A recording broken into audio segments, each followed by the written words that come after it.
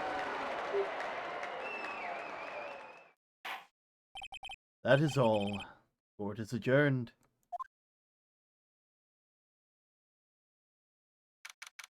December 28th, 5:38 p.m. District Court, Defendant Lobby number 2. I swear, you'd be a good voice actor for some of these characters. Thank you. It's one of the reasons why I love this game. I get to do a lot of voice acting, trying to make different character voices for everybody. I know it doesn't hit every single time, but, like, I think I like it either way. Nick, we did it! Did you see his face? Thought Karma looked even paler than usual. He's pretending to be all cool, but inside you crushed him, Nick! Crushed! We are going to bed at 4 a.m. again. Very much so. Gotta say, I'm impressed. It was pretty close, though. I was sure we had it. I know. I was on the verge of tears the whole time myself. Now it's all just good memory. My sleep schedule is messed up right after I fixed it. So it's finally over, Edgeworth. Right? Yeah? I'm not sure how to say this. I know. Try thank you. I see. Thank you, Wright. You're welcome. I think you could have done better than that.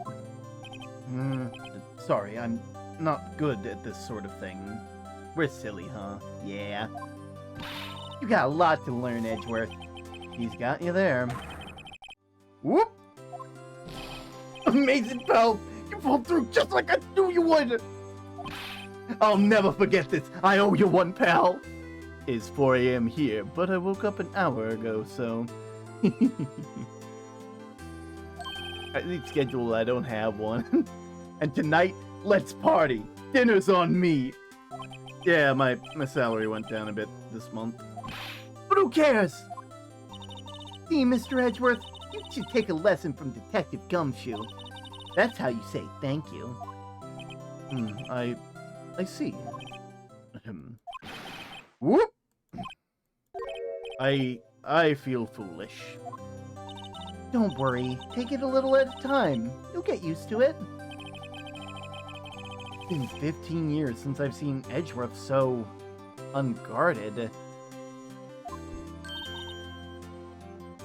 Hey, y'all!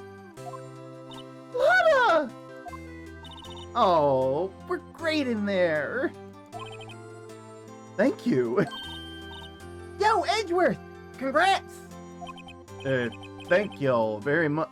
Thank y'all very much. I knew you were innocent from the start, of course. Just look at you. You wouldn't stick your hand in the cookie jar even if no one was there. You were the witness on the first day of the trial, weren't you?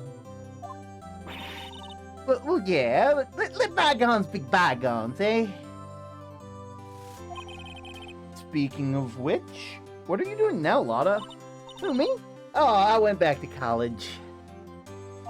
I gave up trying to be an investigative photographer pretty quick. Really? That's too bad. Huh? Isn't that the hot dog guy from the park? Huh? It's over, Nick! My life is over! Why the sad face, Larry? What happened now? Oh, Nick, I'm not long for this world. Oh, God, you look sick. It's Keonce. She's gonna live in Paris. Paris, Nick! She's leaving me behind.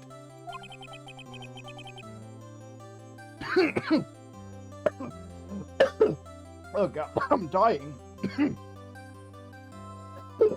Oh, God. Water went down the wrong pipe. Jesus Christ.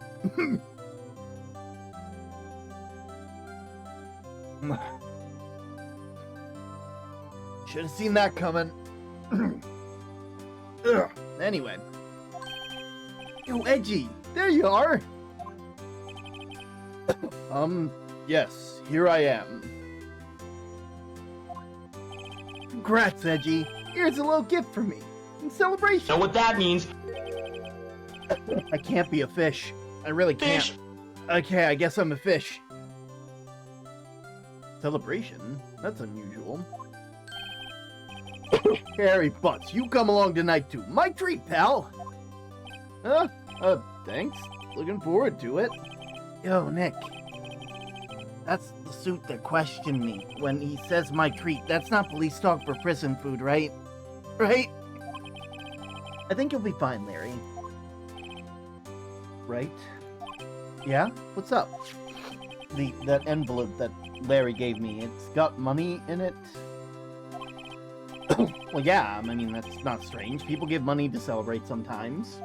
It's $38, right? Huh? That's a weird amount. I mean, it's not little, but it's not a lot either. $38 exactly? Nick? Wasn't that the exact amount of lunch money that was stolen from Mr. Edgeworth in school? $38? No. No! Larry, it was you? What are you so surprised about, Wright? What? Larry was absent that day from school, right? That doesn't automatically rule him out as a suspect. What? Think back to that day 15 years ago. Larry took the day off. He was bored, so he came back to school anyway. Could I add to the chug counter? It's a terrifying... It's... Honestly, Larry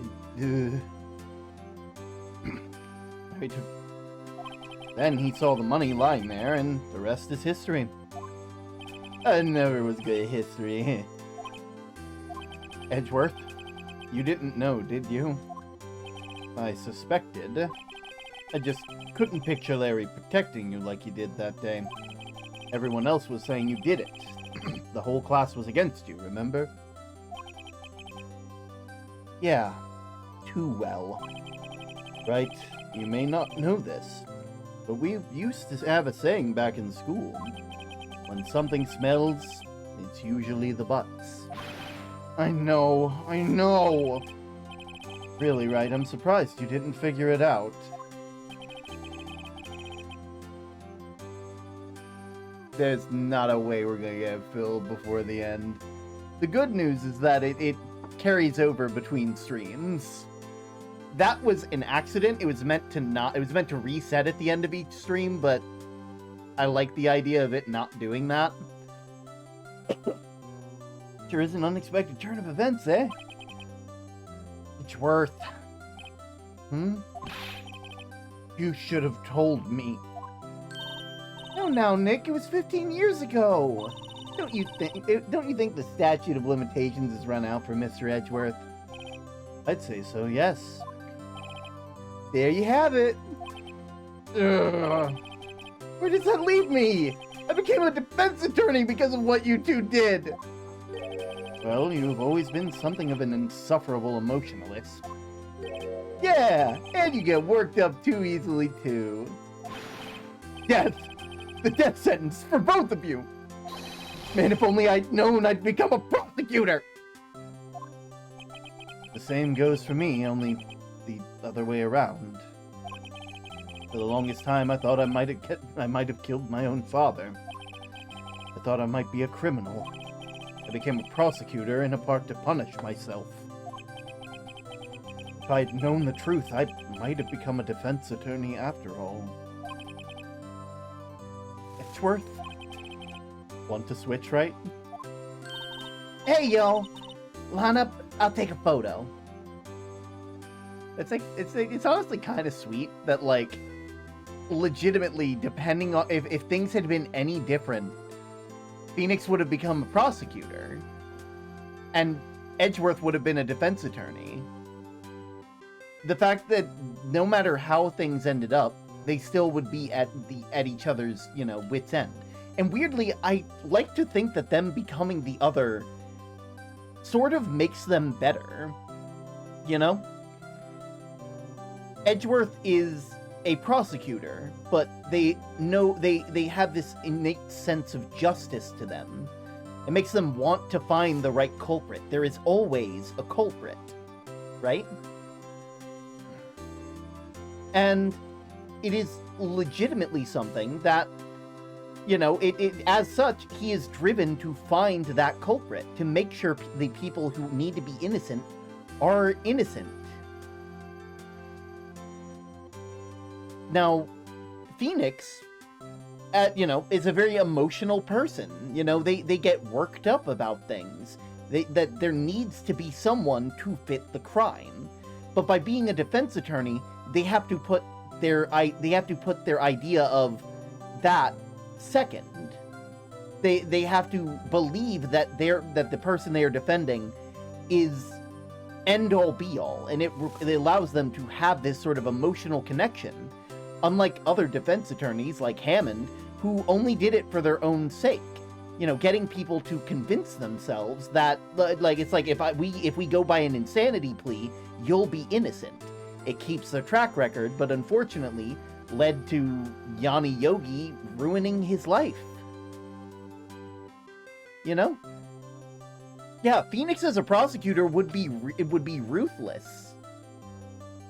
And weirdly, by putting him in the defense attorney position, he becomes better for the world. Same thing with Edgeworth. Edgeworth, you know, believes that there's, you know, believes that no one should be falsely accused, that you need proof above all else. But unfortunately, when it comes to defense attorneys, you can't always get that. It works much better to be a prosecutor in that sort of scenario. Anyway, sorry, I'm on my high horse. Hey, yo, line up and I'll take a photo. Also, just had to check something. Hey, photo time, let's go! And after that, dinner's on me! Photo. Detective Gumshoe took us on the town that night. We celebrated Edgeworth's newfound freedom, even though Edgeworth himself was still in detention.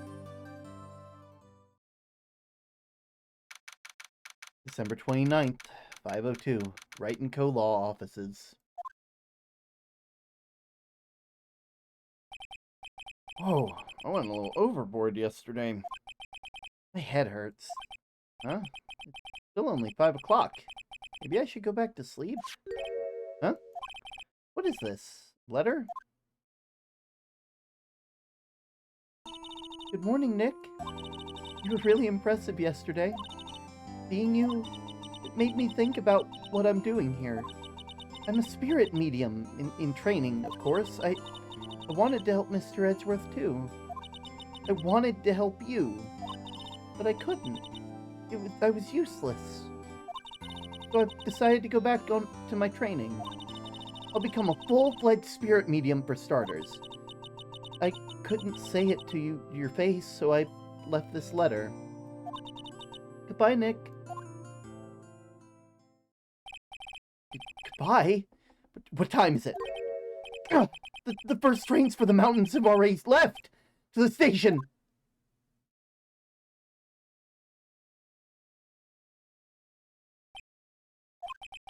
I guess I'm too late. Hey! Nick! Maya! Oh, you're leaving? Yeah. It's hard being a spirit medium who can't talk to spirits. And I think you'll do fine without me, Nick. Be good, okay?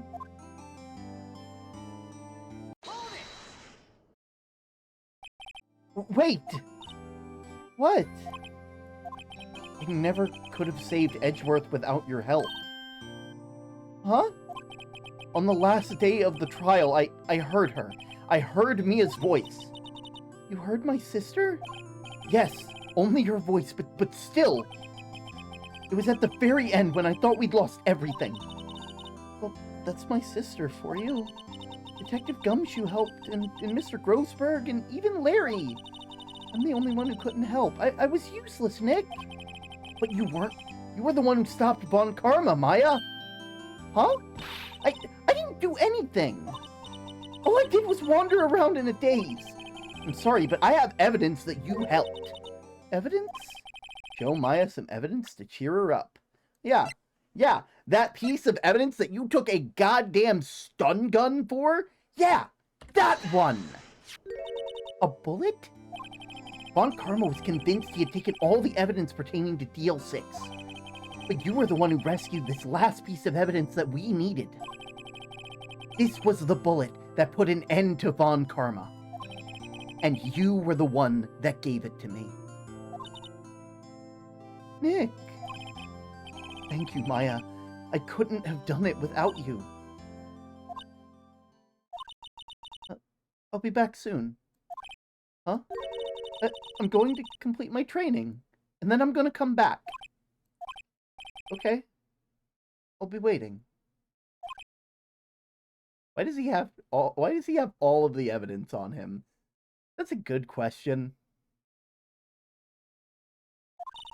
Of course you will. You can't run that office by yourself. You're hopeless. I don't know about that. Oh. So, this is it.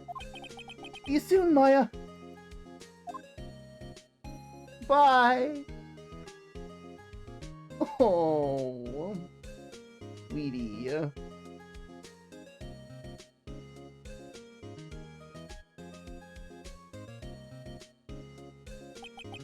And so my story ends.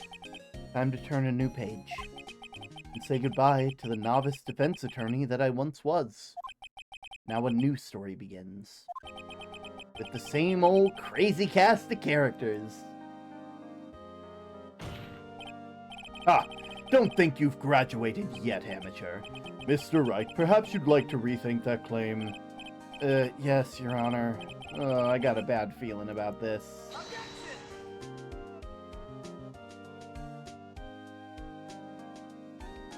Concept strip direction by Shu Takumi. Hey, pal! Mr. Edgeworth came down to the precinct to wish me a Happy New Year. Talk about a pleasant surprise. Whoop! Detective Gumshoe! Then he hung his head low and went right back outside. Kinda like he was embarrassed or something. Strange, huh?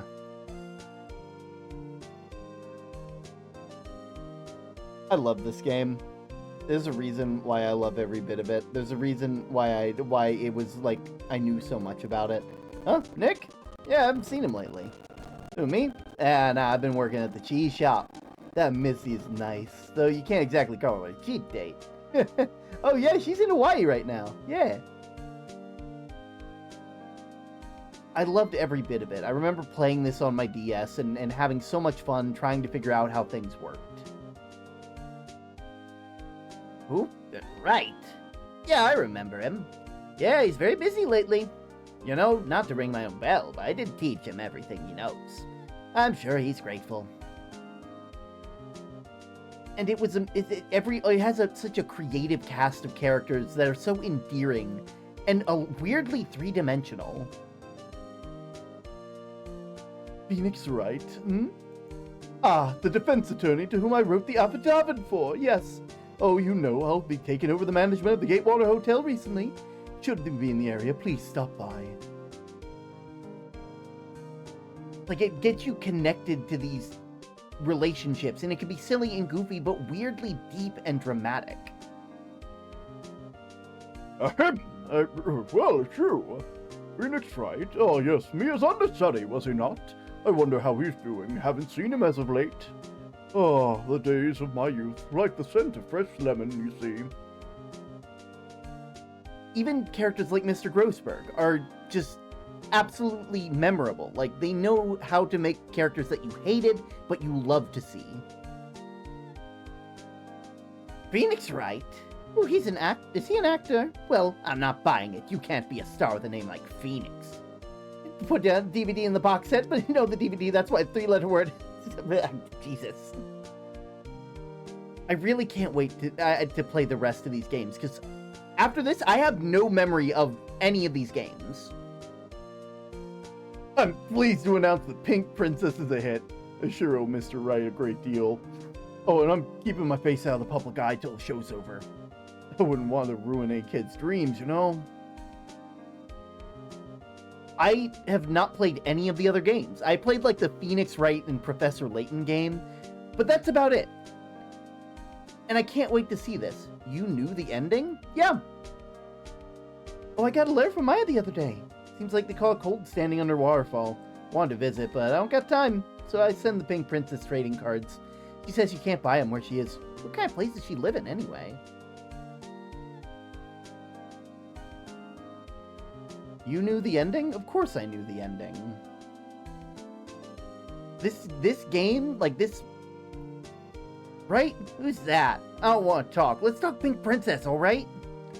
But you know, I snuck into the studio the other day, and I saw her. The one inside the Pink Princess suit. Ugh, what a dog. Kind of a shock for a boy my tender age. This was the only game of the Phoenix Wright games that I have been playing. Oh man, I was theorizing on my own. The good news is that... Ooh. Yeah, I remember Wright. That lawyer guy. Me? I'm trained to become a paranormal photographer. You know that picture I took of everyone? Well, just behind them, there's a ghost. For real. Now that's talent. I'm gonna be famous. Still fun though. Yeah, and the good news is that this series is a trilogy. So there's 2 other games that I've never played. So we'll be theorizing together on these next 2. Oh, look at them all! Look at Gumshoe! I love Gumshoe! The fucking yeah. I may have also know how it ends too.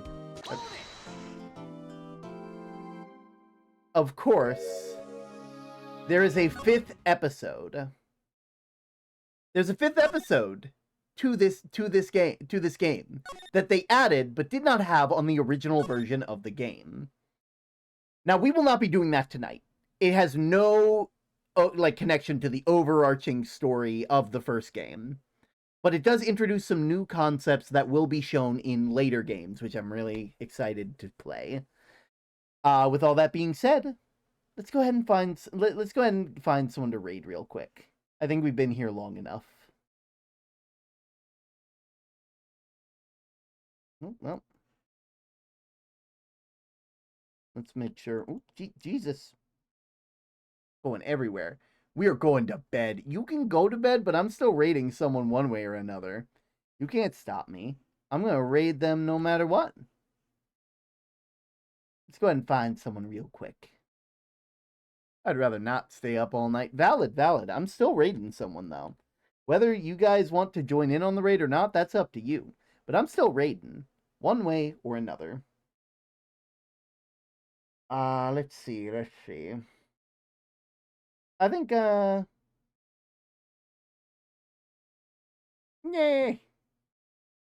I think I'll send you guys over to St. Polaris, because usually I don't get to raid them. Raid St. Polaris, BGE, Berry Grove Entertainment. They're actually a good friend of mine. Well, not a good friend of mine. I don't get to interact with them a lot, but like they were one of the people who saw me from the beginning. So, go ahead and do that. Remember, everybody, I am just about everywhere all over the socials, whether it be Blue Sky, Twitter, Facebook, etc.